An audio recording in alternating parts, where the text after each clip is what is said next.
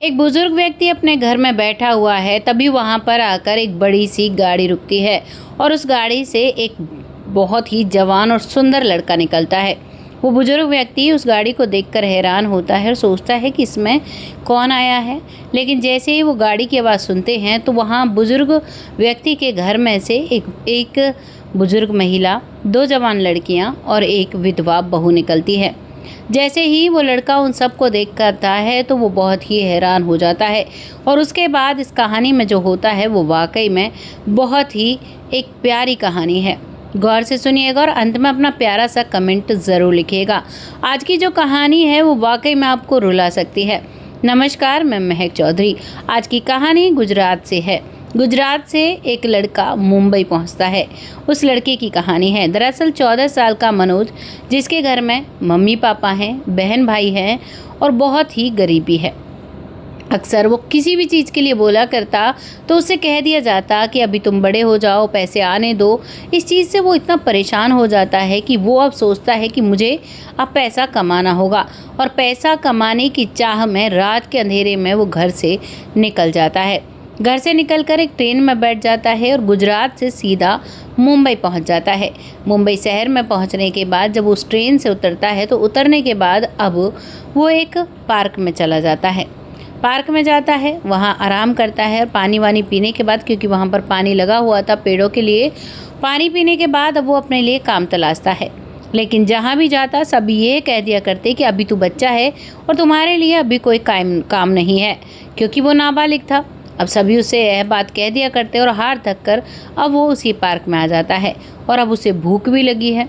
करे तो क्या करे, कुछ भी समझ में नहीं आता है। वहीं पर बैठा है, अब रात भर वहीं पर बैठा रहता है।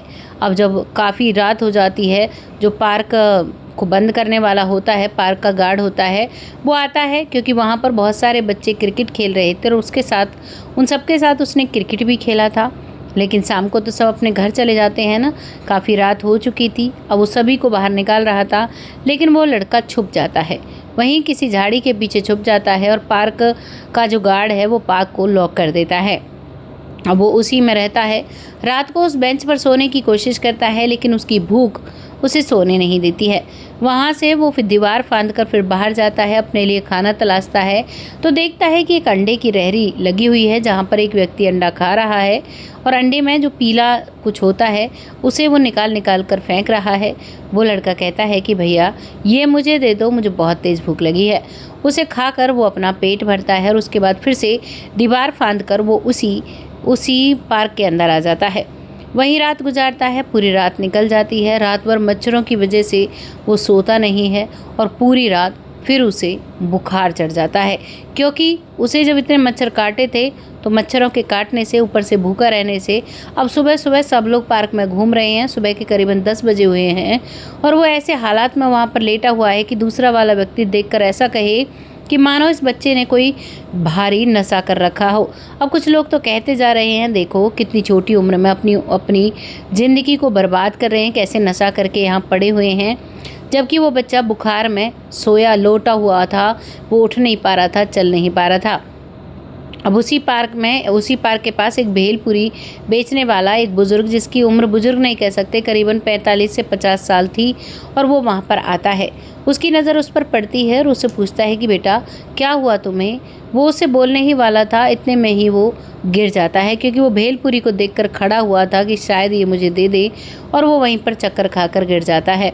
भेलपुरी वाला एक व्यक्ति की मदद से ऑटो में उसे बिठाकर सीधा डॉक्टर के पास लेकर जाता है। डॉक्टर को दिखाता है तो डॉक्टर बताते हैं कि इसने कुछ खाया नहीं है और शायद ज़्यादा मच्छरों की वजह से इसे बुखार हो गया है, और अब वो उसे कुछ दवाइयाँ दे देते हैं।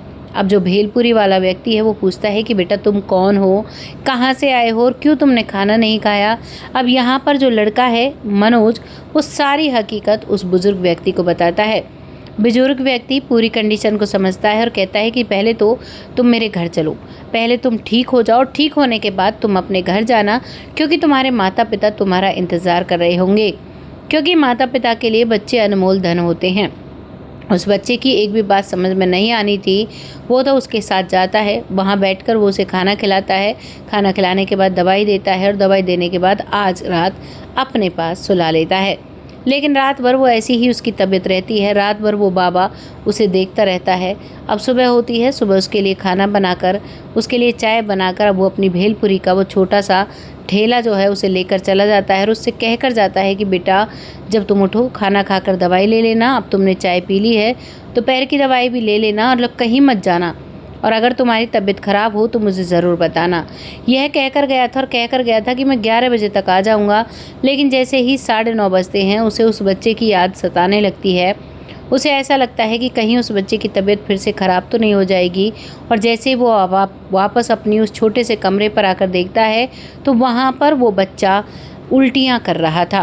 वो देखते ही समझ जाता है कि इसकी तबीयत ज़्यादा ख़राब है और वो उसे तुरंत हॉस्पिटल लेकर जाता है। अब की बार उसे एडमिट कराता है। उसके पास कुछ पैसे बचे हुए थे, वो उसका अच्छे से 3-4 दिन तक इलाज करवाता है। अब वो बच्चा बिल्कुल स्वस्थ हो जाता है। स्वस्थ होने के बाद अब उसे लेकर आता है और उससे पूछता है कि ठीक है, तुम काम करना चाहते हो तो बताओ, तुम क्या काम करोगी? क्या जो काम मैं करता हूँ वो तुम कर सकते हो? इस बात को सुनने के बाद बहुत खुश हो जाता है और कहता है कि हाँ बाबा, मैं ये काम कर दूंगा। अब उसके लिए एक छोटा सा ठेला वो बाबा तैयार करवाता है और अब वो उस ठेले को लगाने लगता है। लगभग 6 महीने तक वो उस ठेले को लगाता है और दोनों बुजुर्ग व्यक्ति और वो लड़का वहीं पर रहते हैं और 6 महीने में लगभग 20,000 रुपये वो लड़का कमा लेता है। जब वो 20,000 रुपये कमाता है तो उसके साथ जो बुजुर्ग व्यक्ति था वो कहता है कि चलो आज तुम्हें मुंबई घुमा कर लाता हूँ। वो भी बहुत खुश था, वो भी घूमने जाता है। भाई अपने पैसे कमाए हैं उससे घूम रहा है। अब उसे घुमा कर लाते हैं, उसकी 2-4 फ़ोटो भी खिंचवाते हैं और अब कमरे पर आ जाते हैं। कमरे पर आने के बाद वो बुजुर्ग व्यक्ति कहता है कि देखो बेटा, मैं जा रहा हूँ अपने काम, तुम अपना एड्रेस दो और मैं तुम्हारे माँ बाप को ये पैसे दे जाऊँगा और तुम मेरी वो जगह संभालना जहाँ पर मैं भेलपुरी का ठेला लगाता हूँ, क्योंकि यहाँ पर जगह बड़ी मुश्किल से मिला करती हैं। यहाँ पर मेरी इनकम अच्छी हो जाती है। कुछ दिन तुम अपनी भेलपुरी का ठेला मत लगाना, मेरा ही लगा लिया करना। और यहाँ से उसका एक फ़ोटो लेता है और अब वो बुज़ुर्ग व्यक्ति उसके गांव की तरफ पहुँचता है। गांव में पहुँचने के बाद उसके माता पिता से मिलता है और उन्हें 20,000 रुपये देता है और उन्हें बताता है कि तुम्हारा बेटा बहुत काबिल है और वो मेहनत करके कमाना सीख गया है। इस बात को सुनने के बाद माता पिता बहुत खुश होते हैं। वो कहते हैं कि हमें भी उसके पास मिलने जाना है। तो वो एड्रेस बता देता है और कह देता है कि वो खुद ही तुम्हारे पास आ जाएगा और अब मैं अपने बच्चों के पास जा रहा हूँ। वहाँ से तो वो चला जाता है, लेकिन करीबन 10 साल तक वो वापस नहीं लौटता है। इधर वो लड़का है जो अब काफ़ी बड़ा हो चुका था, 25 साल का हो चुका था। उसे बार बार उसकी याद आती है जो बुज़ुर्ग व्यक्ति था। जो बुज़ुर्ग व्यक्ति बार बार उसको ऐसा लगता था कि कहीं से वो बाबा आ जाएं तो मेरे साथ वो रहें, क्योंकि उसकी बहुत सारी यादें थी। और इन 10 सालों में उसने अपना काम बदल दिया था। पहले वो भेलपुरी बेचा करता था, लेकिन उसके बाद वो दूसरा काम करता है और उसमें बहुत तरक्की हासिल करता है। दूसरा काम वो पेंट करने का करता है, घरों में पेंट करता है और उसके बाद उस पेंट को अपने अंडर काम करने वाले कारीगरों से करवाने लगता है और एक बड़ा ठेकेदार बन जाता है। इस वजह से उस पर बहुत सारे पैसे आ जाते हैं और वहाँ पर अपना वो एक घर खरीदता है और अपनी छोटी सी दुनिया बसाता है और अपने मम्मी पापा सबको लेकर आता है। वहाँ पर वो सब रहने लगते हैं। वो बहुत खुश होते हैं अपने बेटे की कामयाबी को देखकर, लेकिन बेटा कहीं ना कहीं अपने उस काका को याद किया करता था, जिस काका की वजह से उसके जीवन में ये सब कुछ आया था। बार बार याद करता है। अब एक दिन उसके सामान को वो ले आया था उस कमरे को छोड़ने से पहले, तो उसके सामान को टटोल रहा था तो वहीं पर एक आईडी कार्ड मिलता है जो बाबा का था। उसमें उसका प्रॉपर एड्रेस होता है। अब जैसे ही एड्रेस मिलता है तो अब ऐसा लगने लगता है मनोज को कि अब तो मैं वहीं चला जाऊंगा, और वो अपने मम्मी पापा से कह के कुछ पैसे, कुछ फ्रूट्स, कुछ मिठाई लेकर सीधा उस एड्रेस पर पहुंचता है। वहाँ जाकर देखता है तो एक बुज़ुर्ग व्यक्ति बैठा हुआ है। वो उसके पास जाकर देखता है तो और कोई नहीं, वही भेलपुरी वाला काका था। वो तो उसे नहीं पहचान पाता है, लेकिन मनोज पहचान लेता है। वो कहता है कि काका कैसे हो तुम?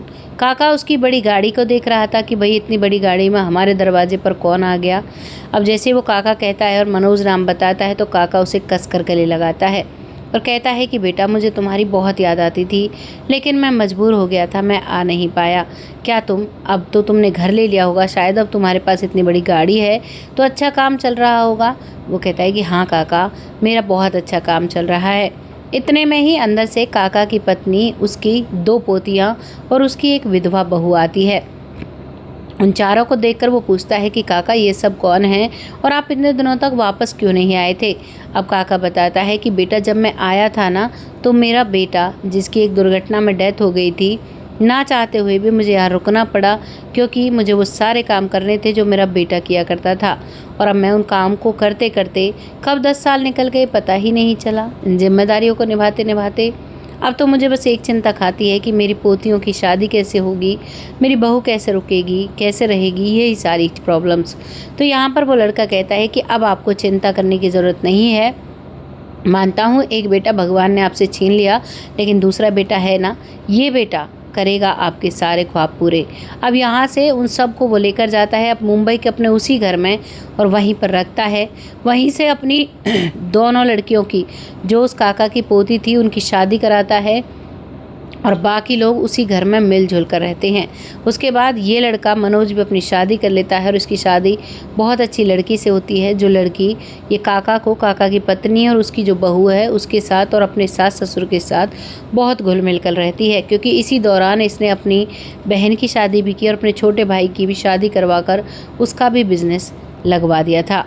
ये थी कहानी एक लड़के की जो 14 साल की उम्र में संघर्ष करने के लिए निकलता है और उसके बाद वो अपने जीवन को सफल बना देता है। आपको इस कहानी को जानकर क्या लगा है, अपनी राय कमेंट बॉक्स में लिखिएगा, लोगों के साथ शेयर करिएगा। बहुत जल्द ऐसी किसी कहानी के साथ आती हूँ, तब तक आप सब खुश रहें, आबाद रहें। जय हिंद, जय भारत।